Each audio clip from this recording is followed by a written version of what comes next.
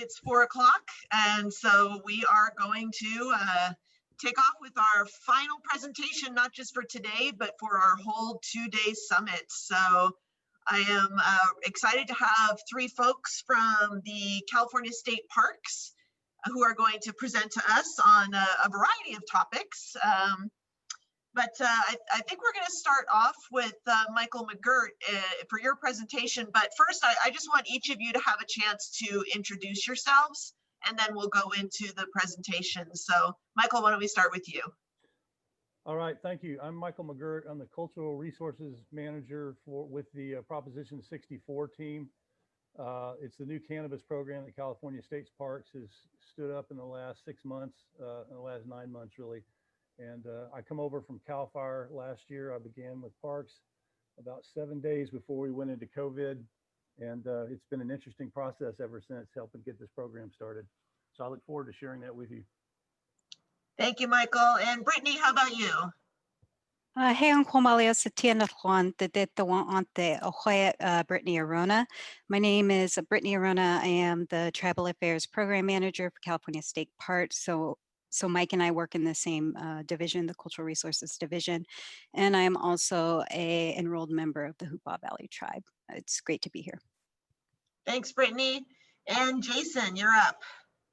Hello. Greetings, everyone. My name is Jason MacCannell. I am Special Assistant to the Director at California State Parks. The position was really created for me at the end of the Brown administration in order to lead the project that I'm talking about today, the Digital Atlas of California Native Americans. And I'm very glad to be, quote unquote, here.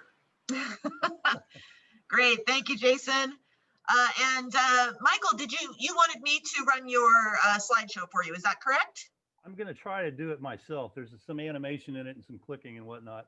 Okay, yeah, go ahead, and then you should be able to share your screen and go ahead and bring that up.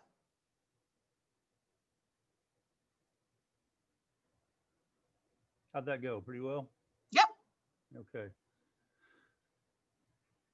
All right, so good afternoon again. I'm Mike McGuirt. I'm the Cultural Resources Manager for California State Parks' new Proposition 64 cannabis program. I'd like to take the next few minutes to introduce you to the program and to talk about the opportunities for engagement that the program provides our department and California's Native American communities. So I'm going to go through this PowerPoint presentation. I think that cuts off my video while I'm doing that. And I'll be glad to take questions when I'm done.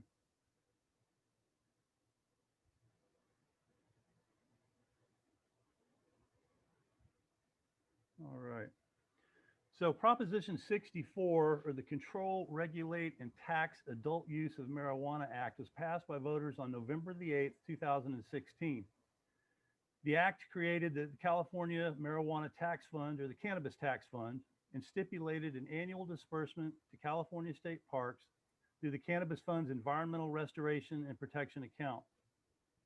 California State Parks developed a new cannabis program to deploy these funds and began to stand the program up in earnest this year. The multiple purposes of our program include the identification and assessment of the environmental damage that illegal cannabis cultivation has caused to watersheds throughout our park units, the remediation and mitigation of the natural and cultural resources damage that has already occurred, the development and implementation of new ways to operate our park units and to steward the natural and cultural resources in them to more effectively discourage future illegal cannabis cultivation. And eventually, we'll develop and administer a grants program to help share what we're learning and expand cannabis tax funded watershed protection out across the private lands.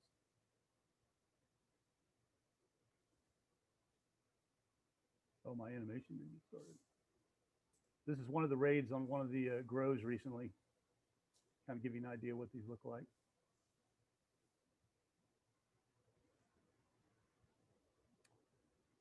An integral part of the near and longer term goals of the cannabis program is to engage, consult, and collaborate with California's Native American communities to shape this work, to help shape how the program will restore and provide ongoing protection for the watersheds that are such integral parts of the ancestral homelands of these communities.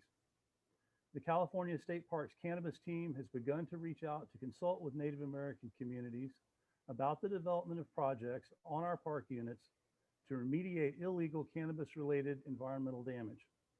that has already occurred in watersheds throughout the state. The cannabis team will soon reach out to engage and consult with Native American communities on how state parks might change park operations and our stewardship of natural and cultural resources to discourage future cannabis-related watershed damage. The cannabis team will also solicit input in the future as the Proposition 64 grants program is developed to draft grant application criteria that take into account Native American perspectives on watershed restoration and protection. Presently, the cannabis program includes 3 subprograms that are largely focused on tasks related first to the system-wide identification of cannabis grow complexes across our park units, and second to the remediation and restoration of the environmental damage caused by the construction and use of individual grow complexes. The term grow complex refers to the total infrastructure that makes up a single cannabis grow. The assessment subprogram focuses on the identification of the total inventory of cannabis grow complexes on our park units through archival research, remote sensing, computer modeling, and ground-based verification and assessment. The subprogram's ultimate grow complex inventory will help to define the scope of California State Parks' future cannabis program watershed protection efforts. The remediation and restoration subprogram focuses on the remediation and restoration of natural resource damage and the stabilization and mitigation of cultural resources damage that is the result of past grow complex construction and use. The Ingress and Egress subprogram contributes to the remediation and restoration subprogram by repairing roads and trails damage that is the result of grow complex construction and use, and decommissioning any roads or trails that were constructed as part of a grow complex's infrastructure.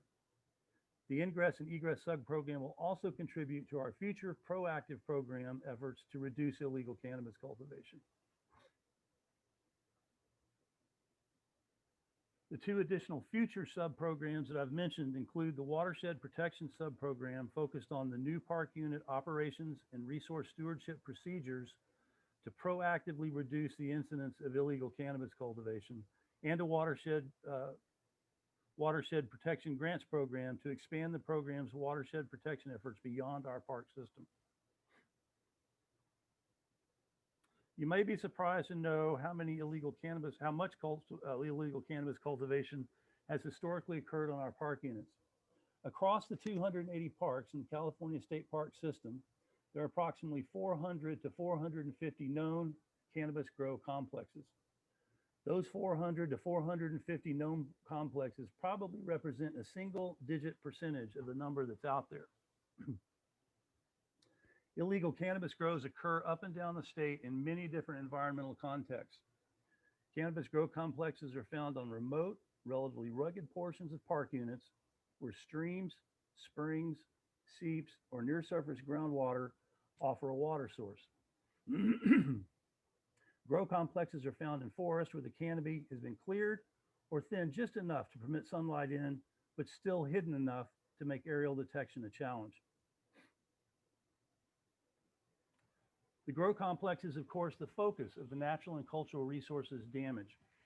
A grow complex typically includes 1 to multiple water sources, water distribution lines, cisterns for water storage, the grow plots for the plants, and constructed terraces that function as plant nurseries, chemical storage and mixing areas, and product processing areas, as well as cooking and habitation areas.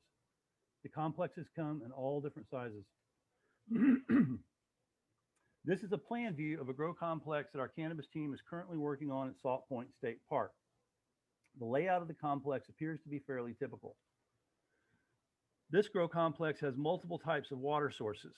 It has in-stream water retention features, which if you look at this image along the right-hand side, you'll see there's a stream course, and you'll see lavender, diamonds, and green dots. And those are various kinds of water diversion features and water retention features. So for this grow complex, some of the water is collected there. And there's also at this complex wells that tap into small suspended aquifers along the marine terraces that step up through the forest. So up in the northwest corner of the image that you're looking at, some of the green dots and lavender diamonds that are away from the grow plots, which are the polygons there, are wells that are also a second water source for this complex. This water is conveyed from these water sources through plastic tubing to water storage cisterns peripheral to the grow plots. Excuse me. And if you look at these grow plots, you'll see these green dots around the edge of them. And those are multiple cisterns that then feed the distribution lines out to the plants on the plots. So a grow complex usually includes a group of separate grow plots. The grow plots are often constructed on sloped ground. The canopy above the plots are modified to varying degrees, and the understory is usually entirely removed to expose bare native soil. The ground is then often modified to create earthen terraces, and plant wells are dug for each plant. Plastic drip line networks typically deliver water from adjacent cisterns to each plant. It's a very labor-intensive process. In addition to the basic agricultural infrastructure of the grow complexes, there are typically multiple ancillary activity areas related to habitation, supply storage, product processing, and additional work areas such as plant nurseries and chemical mixing areas.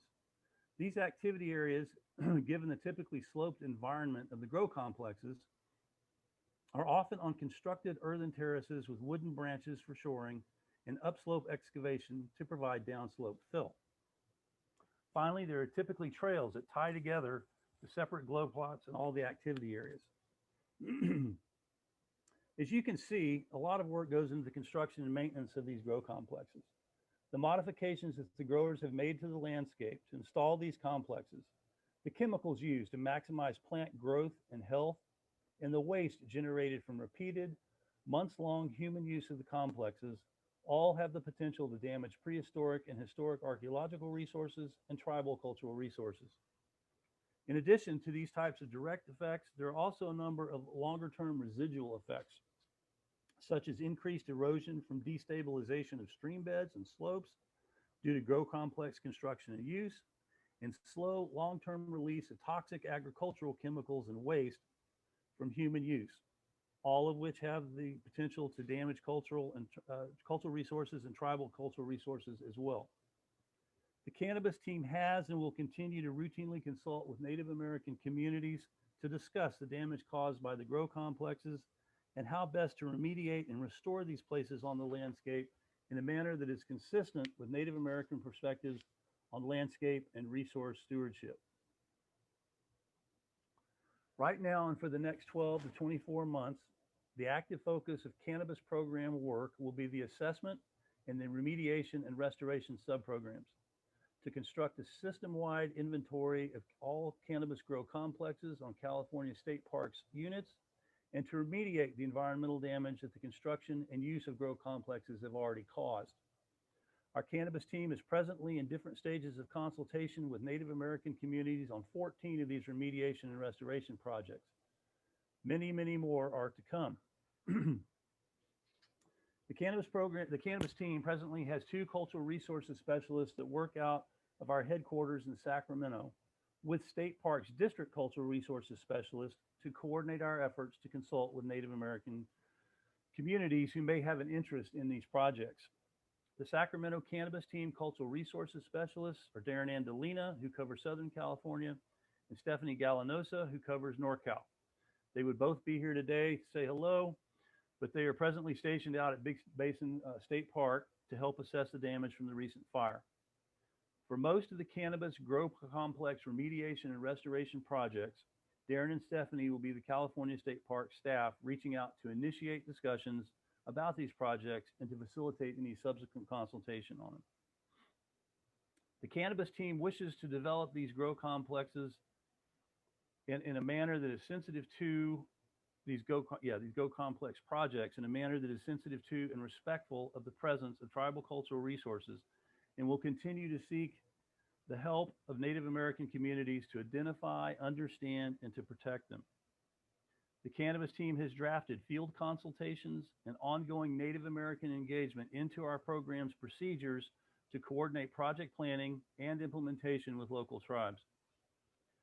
24 to 36 months out, when the cannabis program begins in earnest to develop a sub-program to proactively reduce illegal cannabis cultivation, through changes in park unit operations and resource stewardship procedures, and to develop a watershed protection grant subprogram, our team will be reaching out to request participation from Native American communities.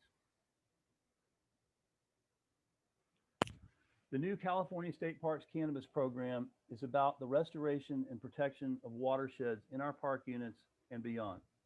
The restoration and protection of watersheds is significant to California's Native American communities. We seek and will continue to seek Native American engagement and consultation throughout the state. Thank you. Thank you, Mike. Wow, that's, I sort of gasped when you said that it's less, you only know of less than 10% of these. So that's incredible. So we're gonna go through the presentations. We'll save questions and comments for the end. So Brittani, I'm gonna throw it over to you. And were you gonna run your own presentation or did you need me to do that for you?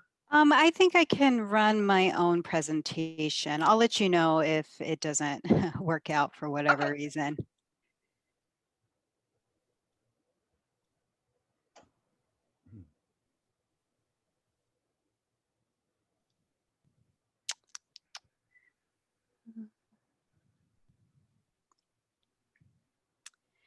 Okay, can you see that?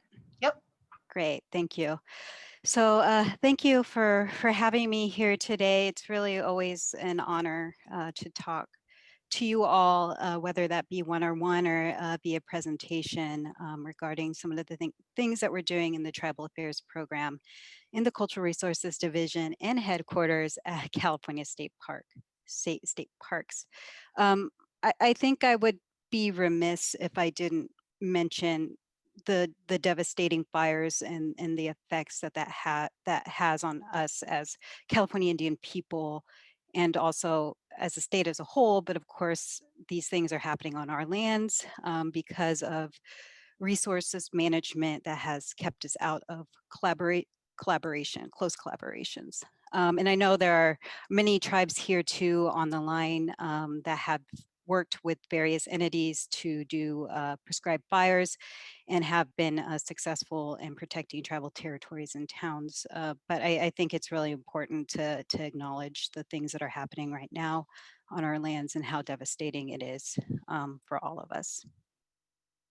So to that point, I really want to talk about the Tribal Affairs Program. Some of you on here, I looked at the participant list, have heard this from me a few times and are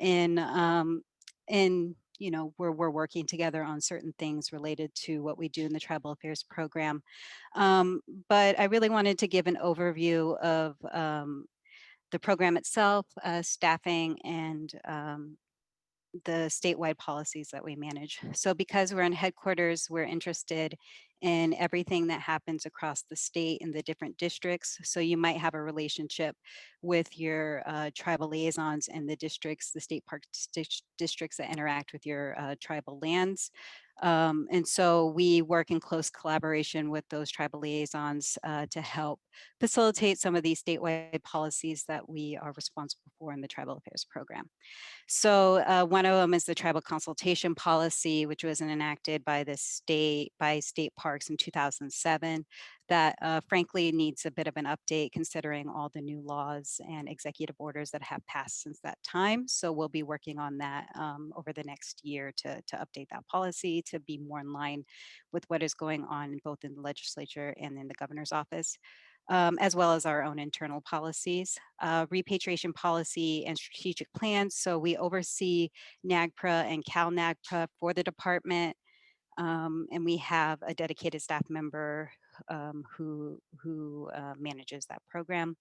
A gathering policy, which is a collaboration between the Natural Resources Division and the Cultural Resources Division. So we do have a gathering policy in state parks, but we heard from a number of you all of tribes saying that it doesn't quite meet the needs of what you need to get into your traditional territories and lands that state parks manages.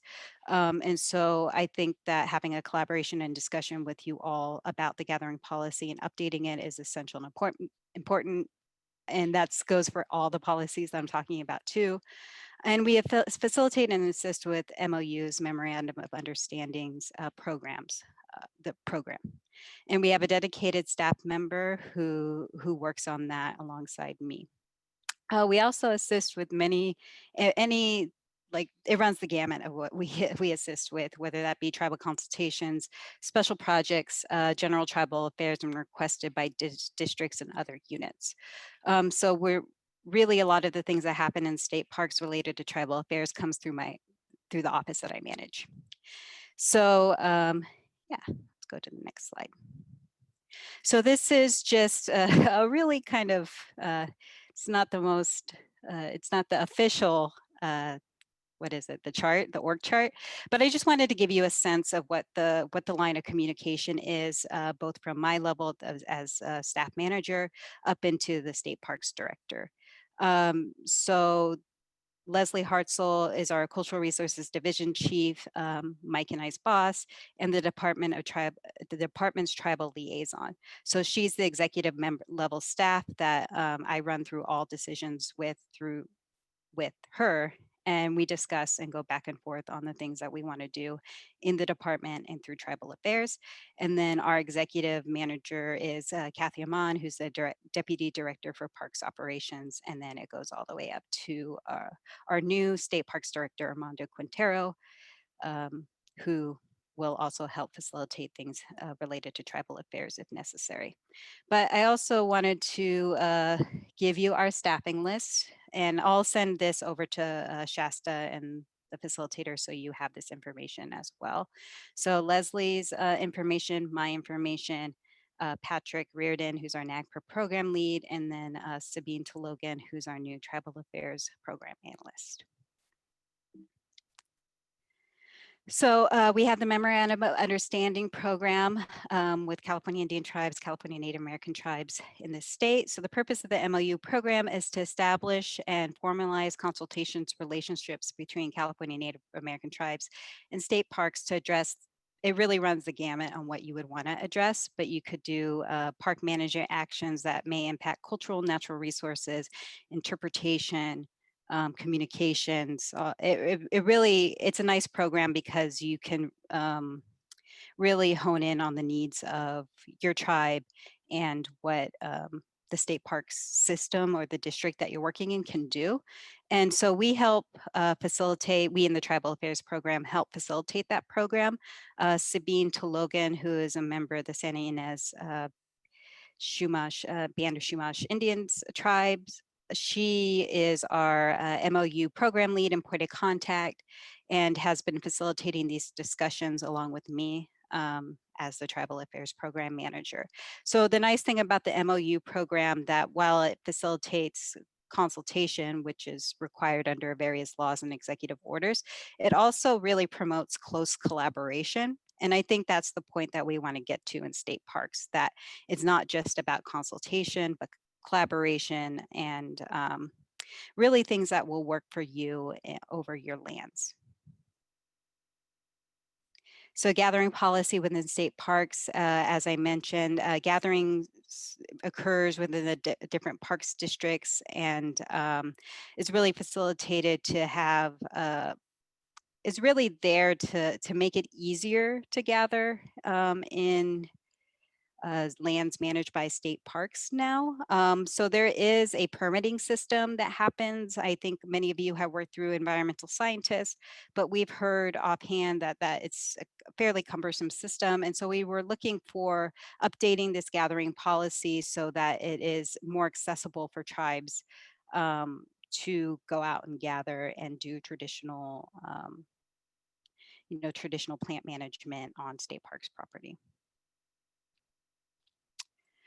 And the NAGPRA program. So we do have NAGPRA collections, ancestral remains, items of cultural patrimony, funerary and unassociated funerary objects.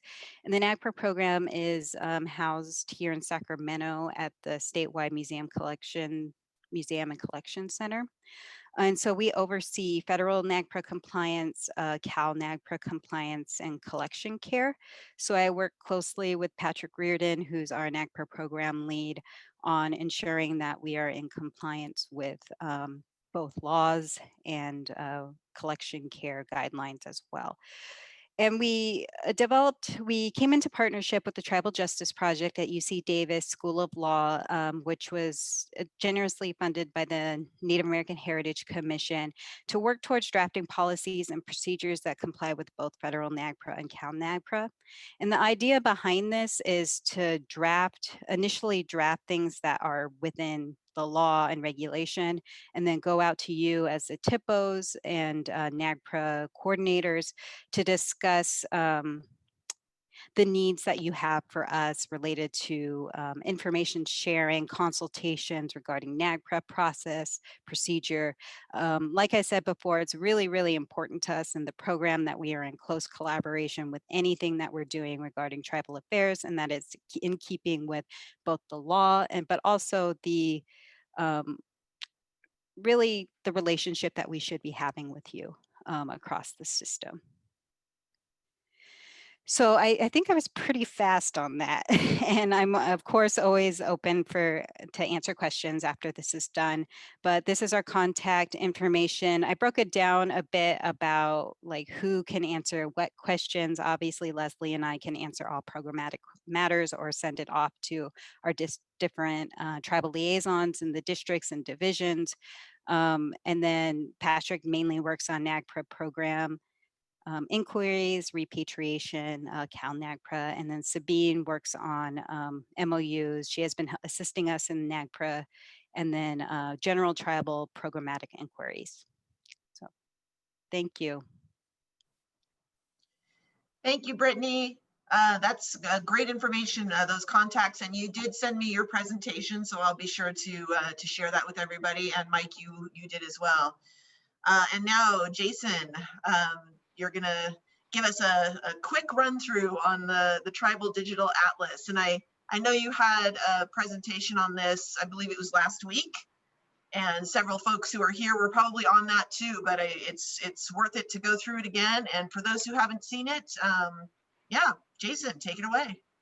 Great, thank you, Shasta. Yeah, I'm very aware that this is going to be a repeat audience who might not only have heard me speak about the Atlas at Native American Day, but at the various events that I've been to around the state, where I met with different tribes, with the SHPO last year. So I'm going to be fairly brief. This project, now known as the Digital Atlas of California Native Americans, is a project of the Native American Heritage Commission that was done at state parks. It was done under an interagency agreement. The funding came from a legal settlement in the computer industry, the computer memory industry, which I think is very sort of poetic, that we're creating this reservoir of memory that's digital out of this money that came out of the industry that sort of created this, both the solutions and the problems that this entails. It was the concept of this project really emerged when I was working in the governor's office 4 years ago. Governor Brown had asked me to contact Benjamin Madley, who wrote the book An American Genocide, that really makes the definitive case that what happened in California during the Gold Rush era and after does fit the 1948 United Nations definition of genocide. Governor Brown was very interested in this as a history buff, as a lawyer, and of course as the leader of the state of California. So he asked me to look into it, give him my opinion, which is yes, Ben is right, this is true, genocide occurred.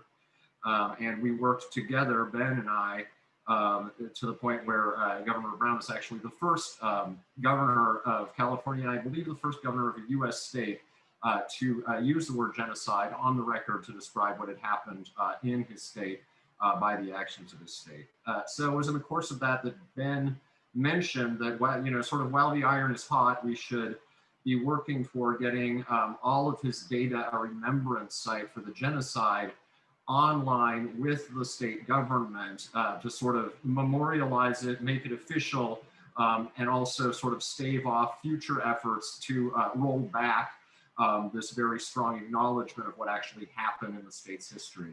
And as I was thinking about this, I said, gosh, I want to do this, but I don't want to create a memorial to the worst 3 or 4 decades in a history that goes back to time immemorial, thousands, tens of thousands of years.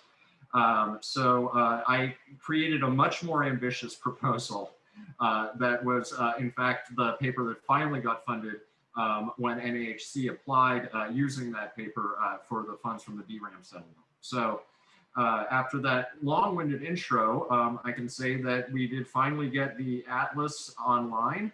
I consider what exists now at the site and in the web application to be a beginning rather than a final product. We discovered over the course of consultation a few things, a few missteps that I made early on planning the project that needed to be corrected.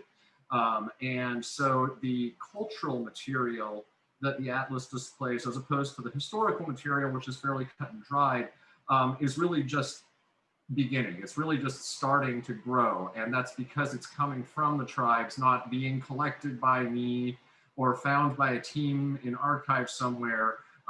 All the cultural material, with maybe some minor exceptions that's displayed in the atlas, will be the sovereign digital property of the tribes, and will be divided tribe by tribe. So we have 5 out of the potentially 170, I think now, atlas pages that there could be, since every tribe that is on the NAHC contact list is eligible to create their own page in the atlas. We have a small start, and I hope it grows into many more. I know there's several tribes around the state, both recognized and non-recognized, working on their own pages now. Anyway, that's sort of my main pitch to you as you go back to your tribes and tell them about the project, is that I'd really like people to think about getting involved in this project in that way, by submitting material for a tribal atlas page. Now, without further ado, I'm going to share my screen. I don't have a presentation. I am just going to use my browser to show you what this thing does. And I think that's kind of the magic of it. What am I doing here? Okay, here we go. Share. That you can use any device. I recommend a larger screen since it is maps, but you can go in on your phone, you can go in on your tablet, you can use a laptop or a desktop or just anything that connects to the internet, displays web pages, will actually display the atlas. So it's a really powerful tool to use in any kind of like remote educational context. And this is what I call the splash page. It's not the atlas itself. It's just sort of a guide to what you're going to find in there, and some information on how to use it. Now, along the side, we have some links to some of the web contents on the atlas. What happens is when you launch the atlas, it's a web application, and then links that you see, and you can see some examples as I scroll down in pop-up windows, will in most cases go to these web pages that you can see along the right side of the screen. There are 60 cultural portals reflecting the cultural affiliations as they're shown in the NHC tribal directory. And I'll show you how those work in a second when I'm actually demonstrating the atlas. Here are the currently 5 tribal atlas pages. I want to give a shout out to Paula because it was not my idea, but their idea to have tribal atlas pages, specifically Chris Neho, who was extremely helpful throughout the time, throughout the course of this project, one of the very first people to get in touch with me. And I'll be sure to show you that page when we get to it. So anyway, you can sort of use that to navigate to the different web pages if you don't want to go in through the map. But here, if you click on any of these images or on various links in the text, you will actually launch the web app. Now, I think maybe one of the more important things to this audience is the disclaimer. I think it's very important for me to reiterate every time I talk about this, what the Atlas is not and what it is. Of course, this is a public-facing tool. It's on the World Wide Web. The effort, the intent is never to show sensitive information or information that tribes do not want shown. It is not based on maps that tribes have submitted to the Native American Heritage Commission. We are not showing the maps of your sites or the maps of your territory that you've shared for consultation purposes. Those are your property, it's private between you and the commission. All of the information here is based on public sources. So if there's any confusion about that, I just wanted to be very clear. I'll just read out the disclaimer real quick in case it's hard to read. The NHC Digital Atlas is for educational and display purposes only.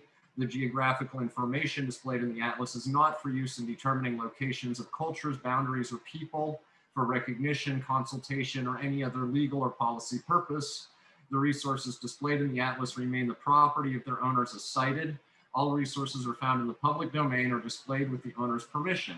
The content of tribal pages reflects the ideas and beliefs of the page's creators and does not constitute an official endorsement of any particular viewpoint by the Native American Heritage Commission. So this sort of gives you the freedom to share what you want.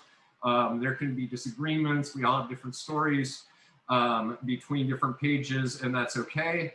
It doesn't have to be approved or cleared by any authority. You have absolute sovereignty about what you show on your tribal page. So once you've agreed to this disclaimer, the first thing you're going to see is this base map.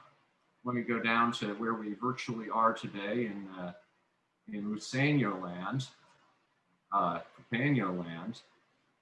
And you'll notice that I'm not showing hard boundaries on this base map. It just has labels for the peoples, the cultures that existed in these areas in the past. And that one of the reasons for that is a lot of comments I got was that this rigid view of these boundary lines has been problematic, and we want to change it to a more fluid and dynamic idea of territory. So the map is active. So when you actually click on one of these cultural regions, you get a pop-up window that will then link to the cultural portal for that culture. And I'm just going to go ahead and click on that now.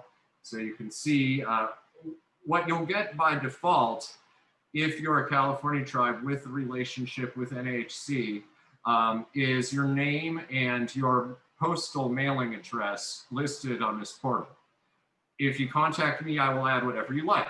That could be, as you can see, Paula has added their tribal website and also their tribal atlas page. You can add phone numbers, email contact, whatever other information you'd like to share with the public in this context. You can also contact me and say you don't want to be listed here at all. And that's fine too. So I'll give you a quick look at Paula's beautiful atlas page. You know, it's a place to share images, stories, some of them historical, some of them contemporary, showing the survivance of the Paula tribe, their beautiful land. And, you know, really this was all selected by the tribe. I will help out with the layout and a little bit of, you know, copy editing or whatever. But this is entirely just shows what the Paula tribe has decided they'd like to show. And I encourage you, if you're thinking about doing an atlas page, to look at the pages that are already here. You can see, once again, if you go on the sidebar, you can see every one of them. Agua Caliente. I know that Patty, I heard Patty earlier as I was working in one of the other sessions, has an amazing page. They have an amazing magazine, and a lot of these links are going, you know, to their tribal magazine. Just so much beautiful stuff, stuff that could be used in so many different contexts to understand the experience of the Agua Caliente people. So and I know that everybody's tired, it's the end of the day. I'm just gonna kind of run through real quick some of the other layers on here. I should mention that these territories are buffered. So if you're kind of between two different regions or just at the edge, you're going to see both of these portals listed in that territory as opposed to just one and a hard line between the two of them. And wherever you are, excuse me, the text is the same. This location is on or near the land of the whichever people are shown on the map. So getting back to some of the other layers, I'm going to pull out to a bigger view here. I included this layer. I think this will be interesting to a lot of people here. This is from an 1866 map of the lakes and the wetlands in the state. It's not a perfectly accurate map because it's cartography from 1866, but it does give you an idea of the extent of you know, these waterways and wetlands that existed before we built all the dams, riprap the rivers, created the various diversion and control projects that create our hydrology today. And I think this is very important for understanding, you know, sort of the way Native people used the land and occupied the land. Now, some of these layers are good to show together and some of them aren't. One of my favorite sets of layers is trails and trade relations. On this layer, the trails are, they're a static image, not terribly accurate. Once again, the source map is from 1961, drawn with a pen. The trails are about 1.5 miles wide on that map.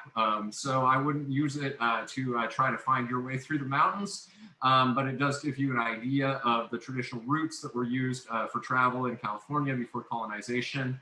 Now, these blue arrows that maybe you can just barely see at the scale, these are active. These show trade relationships between different cultures. So when you click on them, what you'll find is a description of who was trading what with who along that route, as well as the source, not just the name of the paper it came from, but the page number. So I had a lot of fun with that. And I think that, once again, for correcting misconceptions about the people being static or being disconnected or isolated from each other in the past are really put to the lie by these map layers.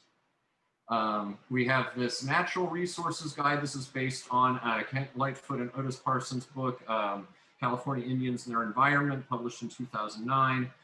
We don't have the entire state because the source did not cover the Eastern Sierra region, but for each of these color-coded regions that you see, whoops, that's looking at a different layer. The pop-ups will sometimes be more than one pop-up at a time, and you can use these arrows at the top to go between them. So with these ones, when you click through, you'll get a list of different species of plants, animals, types of minerals that were used by indigenous people before colonization. There's a lot more in the book. I just use broad categories for the most part to describe how they're used: food, cordage, baskets, etc. I really recommend the book because there's a lot of great information in there. I also have, sorry, my comments section is going off right now. I have a lot of ambition for this page, not only to link it to scientific data on the different species, but also tribal data. I know one of the tribal pages we have some stuff about cultural use of soap root, and I think that kind of information would be really cool to eventually link back to this when there's more of it. Back to the atlas, layers and layers. Shasta, just cut me off if I'm going too long. I can talk about this forever. We have the missions. They're very plain right now. In terms of the amount of data there, they're just really locations, placeholders, but I'm really hoping that once the project's underway, both at UC and with the SHPO, to document the Native American experience of the missions, to generate more data, that could be linked to the map here. Also in the Spanish and Mexican colonial era, which I do wish I had more documentation from in general. This is actually for the very first time you can see in a single map layer digitally all of the ranchos that were granted to private citizens in the Spanish and Mexican eras. These are color-coded, so you can kind of imagine the land appropriation. The earliest ones are in red, the latest ones are in dark blue. And when you click on these, you get a little bit of information about, I have too many layers open right now, so probably get a little information about the year that the grant was made, who the grant was made to, and the governor of the colony that made the grant. So then we have the treaty lands. This is a layer of the treaties that were signed between the US government and tribes in the 19th century. For those of 1851 to 1852, the lettered treaties. When you click through, you're actually going to see links to both the original document, usually handwritten like this, and also links to a link to a transcript that Robert Heiser published that gives you a much easier to read text version of the theories, of the treaties, I should say. Then on to how we are presenting the evidence of genocide. I really created the regionalization for Ben's data. He had it organized in a different way. So we have the state divided into regions, sort of according to when these campaigns of genocide occurred, and what people were most affected by them. And what happens when you click here, first you're going to get a content warning. Very important. Many of the primary sources linked on this timeline contain racist language or sentiment and graphic accounts of settler colonial violence against indigenous people. If this is triggering for you, I don't recommend clicking on these links along the right side of the timelines, because these are the original accounts that were published in the newspapers of the California genocide. They sometimes take a little while to load because these are big PDFs of scans of historic newspapers. I'm hoping that tribes and others are interested in helping complete this data. I have about 70% coverage of Ben's sources in terms of primary sources digitized and linked to the atlas. So there's more out there. There's paper copies sitting in archives and libraries. Maybe even tribes have copies of some of this data. So I'm hoping people come forward and say, hey, you know, my history class did a project and we found, you know, 50 more of these articles. That would be awesome. They can be added as soon as we find them. It was really just a matter of time that made the data here incomplete. There are also, of course, a number of incidents that can't be placed on the map, so they're not linked here because the data just doesn't give you know, enough information about where the thing occurred. So now this is an interesting layer. Melody McAdams, who I don't know if she's still here. I know she was here earlier in a panel. Tipped me off that these lands, I knew that the US government had given land to the malicious soldiers who served in campaigns against Native Americans in California. But what Melody from Auburn told me was that this is public record and it's online and I can get it and I can map it. So that's exactly what I did. Each of these little blue squares is 160 acres, usually that was granted to a militiaman who served in the campaigns that Ben describes in his book. So when you click on these, you'll see the name of the warranty and the patentee. Now, most of these were not, you know, these sort of soldier farmers who settled down, but rather they sold the land for cash to speculators. So the warranty will be the actual soldier who was granted the land. The patentee would be a land speculator or somebody, a developer of some kind that usually bought the land from them as soon as they got the warrant. And these also, you can see the original documents from, it's now the Bureau of Land Management. It was then the General Land Office laying out, you know, who in there, signed by James Buchanan, who was president at the time. You can also see him signed by Lincoln. I don't think it's really the president's hand. I think it's his agent writing his hand. But still rather a dramatic reminder of what the state's policy was and the nation's policy was at that time. So Jason oh, sorry, did you want to show one more thing? And then I'm gonna cut you off. Yeah, absolutely. I just had one more thing. I also, this layer is straight from BIA, the reservations and PDAs as they exist today. And I just wanted to turn it on to kind of compare, at least in the region we're looking at, how much land the militiamen who participated in the genocide campaigns got versus how much land the federally recognized tribes got. It's, I'll just leave it on that. Thank you. There's some comments in here in the panel or in the chat. And I was on your meeting about this last week, and similar comments about the amazing level of detail. I want to point out here that when I first met Jason and he came to Paula to do a listening session, I'll admit I was a little hard on him.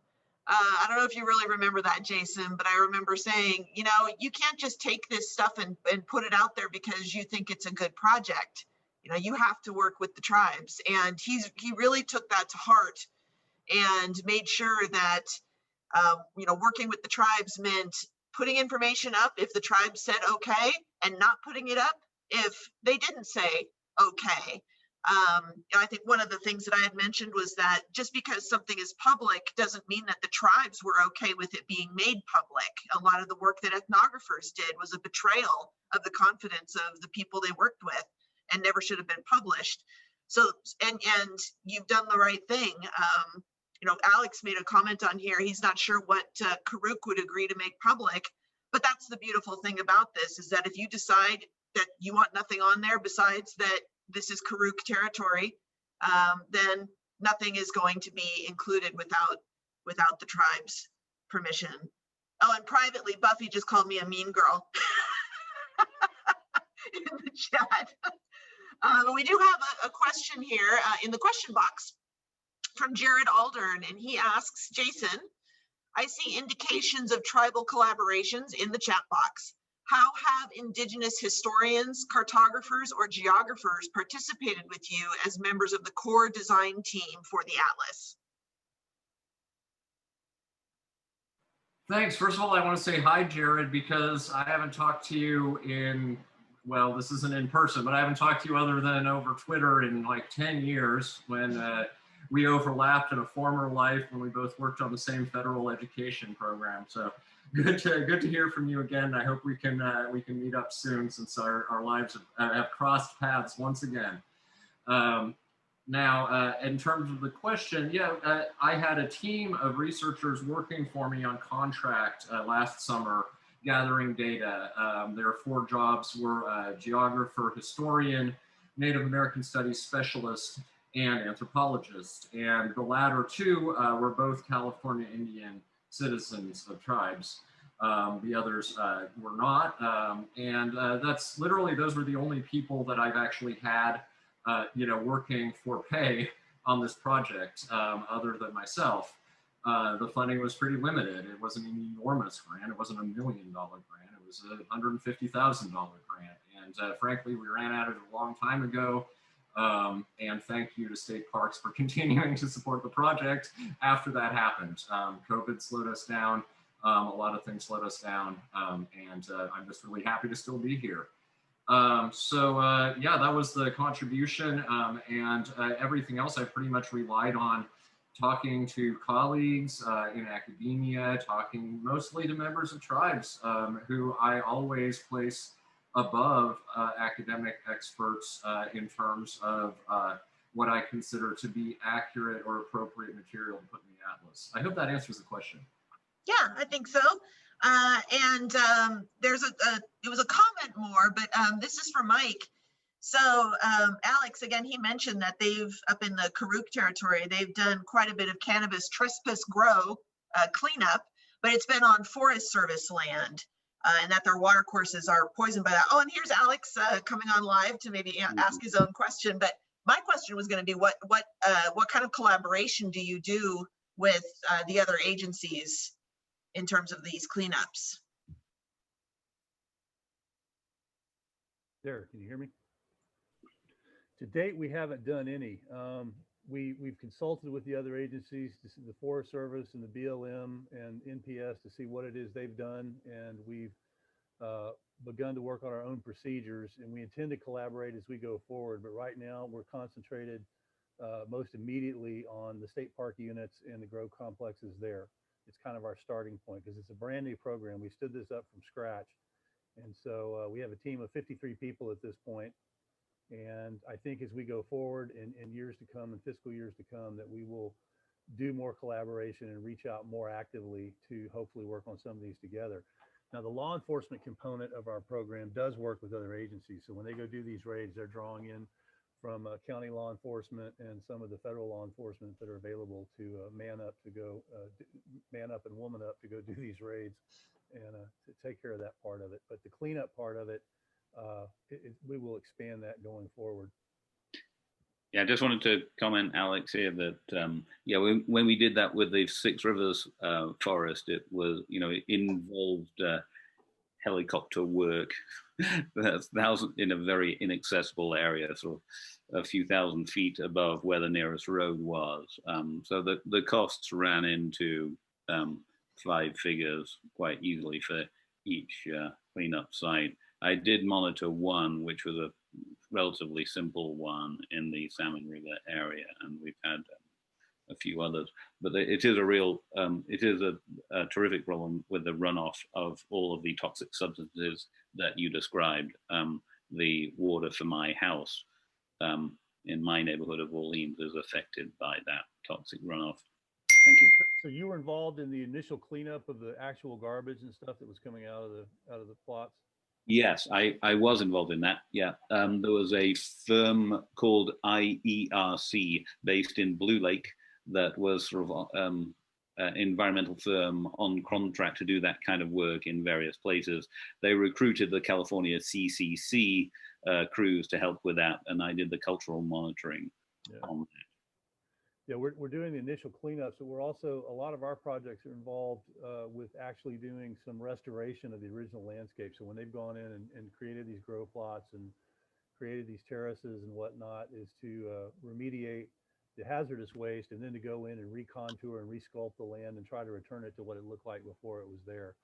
So there's kind of a two-step thing for us. It's the original removal of the garbage and the tubing and everything that went with it, and then going back and doing actual restoration work on the projects to try to return it to as close to a natural, quote unquote, natural state as we can get it.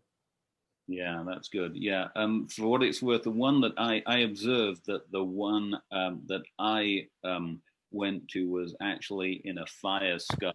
They found coincidentally that there was much better access to the sky where the plants had been burned around, whereas in fact there was some sort of white oak groves around it which weren't touched by the fire, and that's the cannabis plants weren't in there, but they were in the places which had been devastated by wildfire already.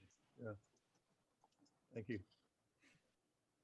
So Jason, another question for you. We had a comment here about asking if you could fix the Patwin page and remove the Ohlone info. And so that's a broader question, which is, if there is information that needs to be updated or corrected, how do the tribes go about doing that? Yeah, I was actually, I saw that on chat. I was going to do a little written response to it, but I'm happy to do it aloud too. In terms of making corrections or making changes, you can always just email me and we'll work together. Now, I'm going to do a couple of caveats to that. I am not an authority. I am a slave to my sources. And unless we have another source for different information, I might end up sticking with what we have. And otherwise, it'll probably go back. We'll probably end up having a meeting with NAHC to talk about making a change if it's something that isn't just, simply an error, but rather something that maybe people disagree about. And there might be some tribes that say, well, this is right, and other tribes will say this is wrong. So I'm not going to set myself up as the final arbiter of what can go in the atlas and what cannot go in the atlas, or making changes that maybe one tribe would want and another tribe might not want. So in terms of cultural affiliations, the cultural affiliations reflect the NHC contact list. Their self-identification. They've been checked and double checked. There might be human error left in there, even after checking and double checking. But it's very likely that if you see a tribe listed under one of the cultural portals, it's because they have self-identified as having that affiliation, and that's how they are listed on the contact list. And at this point, I'm not diverging from that resource because it's a self-identified resource in what I display in the atlas. But we can talk. We can always talk. We can always have a conversation. And if it's something like that, it'll probably be between you and me and NHC, not just between you and me. Great, thank you, Jason. And again, we can, your contact information is available. I'll be sending it out. And then we have one last minute, but I have a question for Brittani, and it has to do with access to parks. Right now with COVID, a lot of the parks are closed or there's limited access. So in Paula's case, we're trying to do some traditional gatherings. So what's the process if somebody wants access to a park, say to gather acorn, but the park is closed to the public? Yeah, that's a great question, and we've been able to work with a few tribes in the North District here in Northern California on access issues as well, gathering near ocean sites, coastal areas. So this is definitely a possibility that can occur. Just feel free to reach out to me, and I would work with the district tribal liaison to help coordinate that conversation with you. Great, perfect. And looks like that takes us right to the end. So I'm grateful to my panelists for pulling that short straw and being at the very end of a long 2 days of online conferencing. So thank you, Mike. Thank you, Brittani. Thank you, Jason. And if I could, I'd like to ask if you're still here, my planning team, can you turn on your cameras and show yourselves, the Summit Committee planning team? And good, you guys are still here. Awesome. Oh, and Isaac even put on his fancy coat. So I just want to thank the planning team for all of their help. Boy, I didn't think this day would ever come, and I didn't think it would ever be over.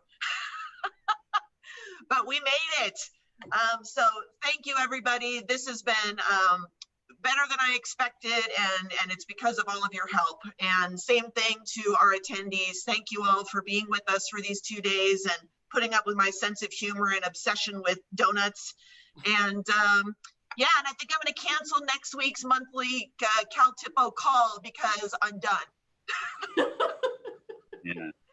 So thank you, everybody. We're done here, and we'll be seeing you all soon.